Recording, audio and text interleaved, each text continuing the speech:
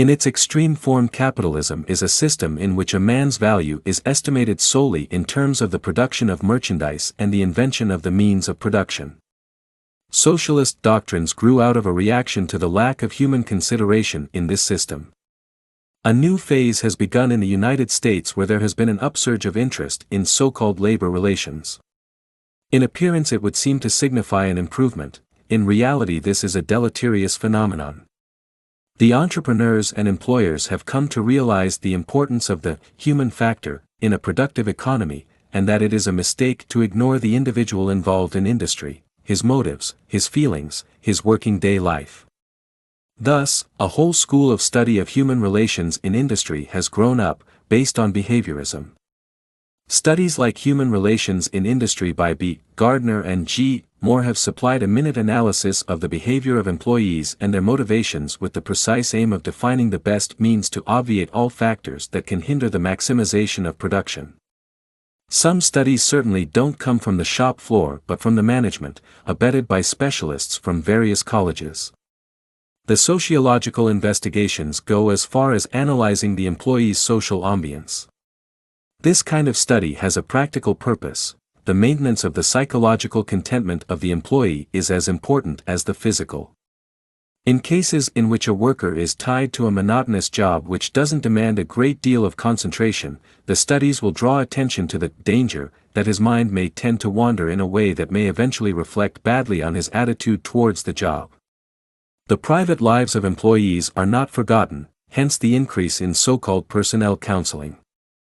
Specialists are called in to dispel anxiety, psychological disturbances and non-adaptation complexes, even to the point of giving advice in relation to the most personal matters. A frankly psychoanalytic technique and one much used is to make the subject talk freely and put the results obtainable by this catharsis into relief.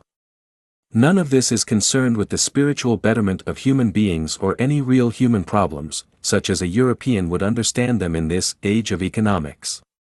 On the other side of the Iron Curtain, man is treated as a beast of burden and his obedience is maintained by terror and famine.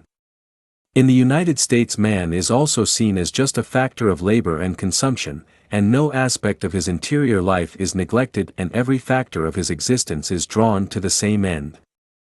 In the land of the free, through every medium, man is told he has reached a degree of happiness hitherto undreamed of. He forgets who he is, where he came from, and basks in the present. American democracy in industry. There is a significant and growing discrepancy in the United States between the shibboleths of the prevailing political ideology and the effective economic structures of the nation. A large part of studies of the subject is played by the morphology of business. Studies corroborate the impression that American business is a long way from the type of organization which corresponds to the democratic ideal of U.S. propaganda. American businesses have a pyramid structure. They constitute at the top an articulate hierarchy. The big businesses are run in the same way as government ministries and are organized along similar lines. They have coordinating and controlling bodies which separate the business leaders from the mass of employees. Rather than becoming more flexible in a social sense, the managerial elite, Burnham, is becoming more autocratic than ever, something not unrelated to American foreign policy. This is the end of yet another American illusion.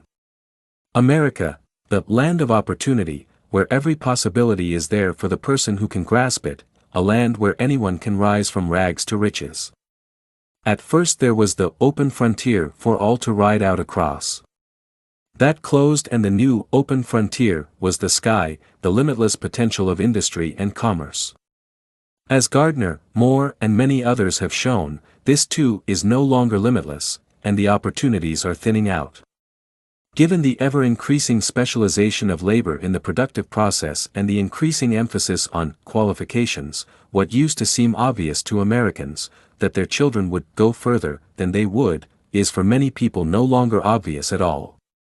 Thus it is that in the so-called political democracy of the United States, the force and the power in the land, that is to say the industry and the economy, are becoming ever more self-evidently undemocratic. The problem then is, should reality be made to fit ideology or vice versa? Until recently the overwhelming demand has been for the former course of action. The cry goes out for a return to the real America of unfettered enterprise and the individual free of central government control. Nevertheless, there are also those who would prefer to limit democracy in order to adapt political theory to commercial reality. If the mask of American democracy were thereby removed, it would become clear to what extent democracy, in America, and elsewhere, is only the instrument of an oligarchy which pursues a method of indirect action, assuring the possibility of abuse and deception on a large scale of those many who accept a hierarchical system because they think it is justly such. This dilemma of democracy in the United States may one day give place to some interesting developments.